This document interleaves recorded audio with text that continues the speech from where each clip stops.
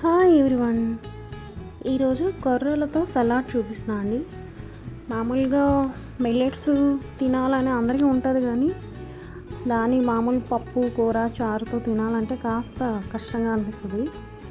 అయితే దాన్ని ఇలా మనం తినే విధంగా టేస్టీగా చేయాలంటే ఇలా కొర్రల సలాడ్ ట్రై చేయొచ్చు. ఒక కలర్ఫుల్ బౌల్ రెడీ అవుతుంది అన్నమాట. ముందుగా ఒక హాఫ్ కప్పు కొర్రలు తీసుకొని ఇది 8 hours నానబెట్టుకున్నా. ఇవి నానిన తర్వాత మామూలు రైస్ ఎలా వండుతామో అలాగా వండేసుకోవాలి. ఇవి ఉడకడానికి కూడా ఎక్కువ టైం పట్టదండి, ఒక 10 minutesలోనే ఉడికిపోతాయి అన్నమాట. తర్వాత దీంట్లో డ్రెస్సింగ్ కోసం ముందు తయారు చేసుకోవాలన్నమాట. ఒక కప్పు తీసుకొని అందులో మీ దగ్గర ఆలివ్ ఆయిల్ ఉంటే అదొక టీ స్పూన్ తీసుకోండి.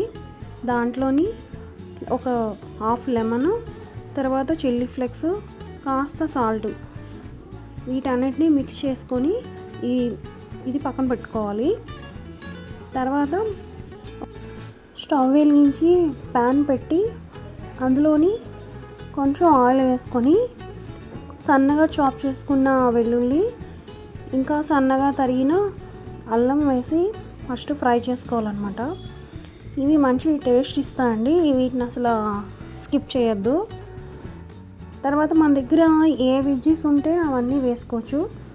క్యాప్సికమ్, క్యారెట్, స్వీట్ కార్న్, తర్వాత మష్రూమ్, కాలీఫ్లవర్, ఏముంటే అవి అన్నీ యాడ్ చేయొచ్చు అనమాట.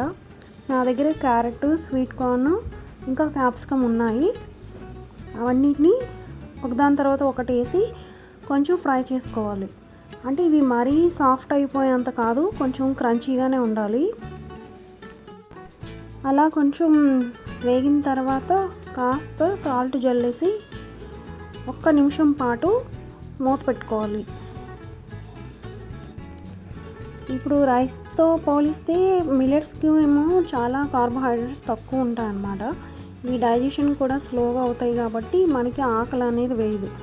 అందుకే డైట్ చేసేవాళ్ళు, వెయిట్ లాస్లో ఉండేవాళ్ళు మిల్లెట్స్ని ఎక్కువ ప్రిఫర్ చేస్తారు. ఒకవేళ డయాబెటీస్ ఉన్న వాళ్ళైతే రైస్ కంటే కూడా మిల్లెట్స్ ప్రిఫర్ చేయడమే చాలా మంచిది.